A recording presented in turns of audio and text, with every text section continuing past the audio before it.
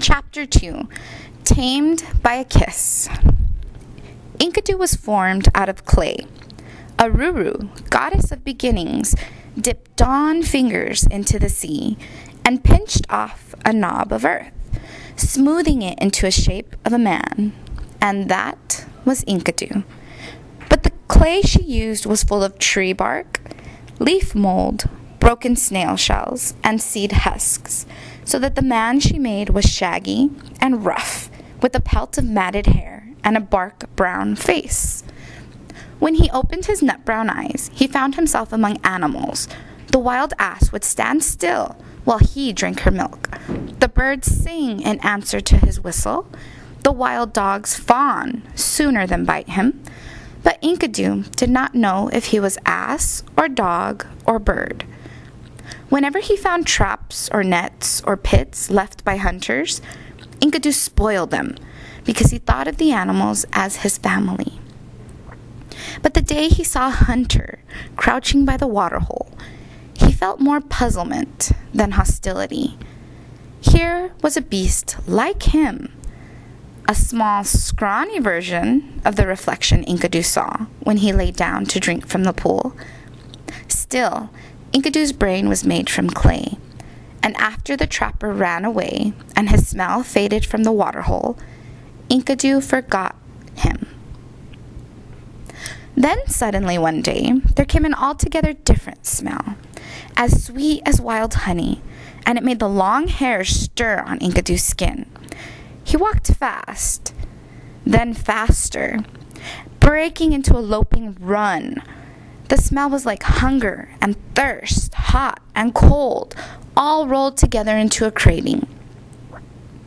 The woman was sitting cross-legged on a blanket, her eyes trailing butterflies through the sunlit trees. At the sight of Enkidu, she raised one arm, waved one hand. She was totally, goldenly, shell-smoothly naked. For hour after hour, there she sat, fanning herself with a large leaf or plaiting her long black hair. Closer and closer he sidled, bristling with uneasiness, brimful of strange new appetites. The woman reached out a hand, curling a single finger, beckoning. At last, Enkidu put down his head and charged. Arms and legs outstretched, he hurled himself like a boulder onto an egg. But she did not break, and she would not fight. Instead, she curled her arms around his neck and pressed her mouth against his. "Hello," she said. His arms and legs turned to water. His strength ebbed away like water on sand. All his instincts had been right. There was a snare, an ambush, a trap, a pit into which he had fallen. And yet, Enkidu did not care. It was a sweet trap, a soft pit, a silken snare. "I am Hattie. The trapper brought me all the way from Uruk. Have you ever seen Uruk, wild man? It is one of the 7 cities of the plain. Once upon a time, 7 wise men founded 7 cities and taught the people how to pray, how to worship, how to make verses, and paint, and sing, and write. Uruk is called the city of great streets. In the mornings, a drum summons the men to work. You should see the robes that the great men wear. In Uruk, the vines grow like hair over the roofs of the houses, and the flower sellers move about bright as hummingbirds. The women play with their little children under the shady trees, and there is always a sound of water from the wells.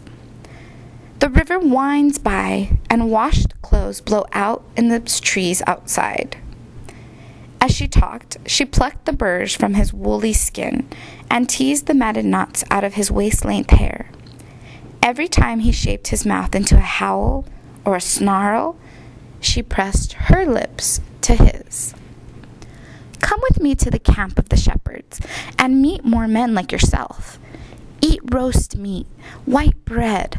Life is good among friends. The warmth of the campfire at night, the smell of baking in the mornings, Her voice was musical, and her words fell like rain on his brain of clay. She gave him wine, too, pouring it into his mouth along with kisses. After 7 days, the wind brought him the scent of the hills. Throwing her aside, he leaped to his feet and ran back into the hills, his clay brain slippery with wine, his head a-rattle with words. He ran to find the wild ass for a drink of her milk, but the asses scattered. The gazelle sprang away from him in huge arcing bounds. The wild dogs growled, and the birds rose into the sky like ash from a fire. He was no longer one of their kind. He had on him the smell of perfume and sweet oil and wine. Confused, alone, he roamed about, shouting some of the strange words he had heard on the woman's lips.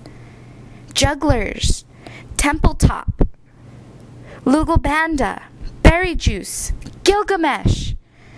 And his roaring took him back to the drinking place. Still, Hattie sat on her blanket, legs crossed, hands on her ankles.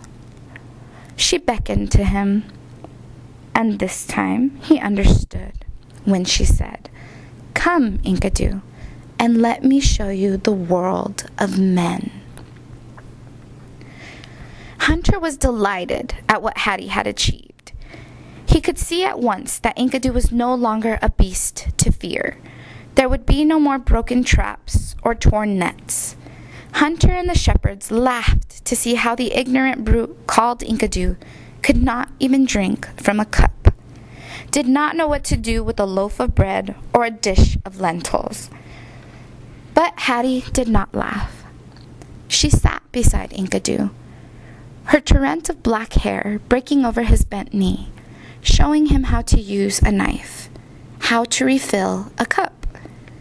The shepherds stopped laughing when they saw him cram down 7 loaves and drain the last of their wine. "Your food is good," said Enkidu, finishing another loaf of bread. "What must I do to sit at your fireside another day?" Hunter gasped. Hattie had taught the wild man to speak. These shepherds take turns at night to keep watch, guarding the sheep from lions and wolves. "No longer," declared Enkidu. "I shall keep watch all night, and by day I shall kill lions. I sleep little." The shepherds looked at one another in delight. The protector of animals had become the protector of flocks. Enkidu, having lost one family in the uplands, had found another on the plains. He was happy in a restless, waiting way. One evening at the fireside, Hattie said, "I should go back to Uruk. I'm a dancing girl. My place is in the city of streets." "Poor you," said the shepherds with genuine sympathy. "Ah, now, Gilgamesh may be a trial to his people," argued Hunter, "but it was his genius that tamed Enkidu." "Who is this Gilgamesh?" said Enkidu, bridling a little. "A tyrant and a marvel, so they say. A blessing and a curse, I heard. A dream and a nightmare." So Enkidu learned of King Gilgamesh of Uruk, who had worn down his people like water falling on a rock, who had spent them in wars like so many arrows, who exhausted them with his boundless energy. The wild man flared into a rage at what they told him.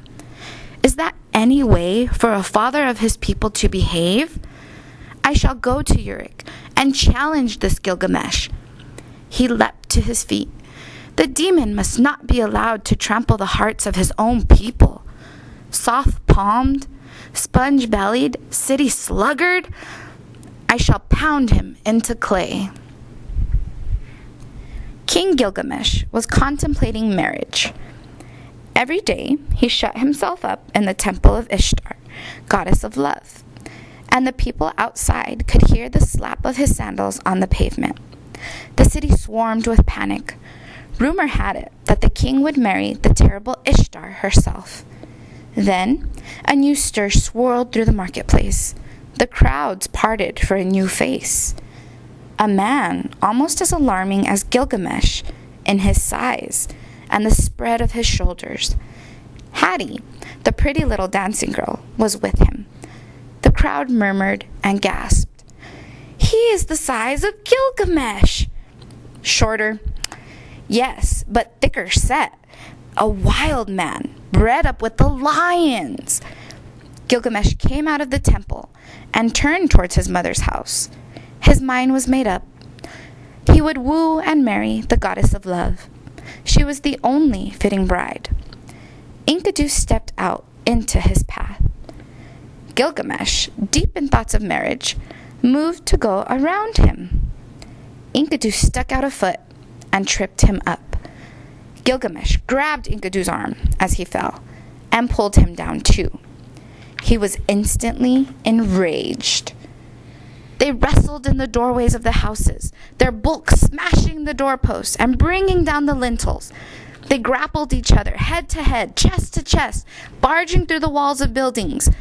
First, Gilgamesh was on his back, his face full of the wild man's hair, his nose bleeding. Then the king was on top of Enkidu, their hands locked together, scattering chickens, demolishing goat pens, overturning pails.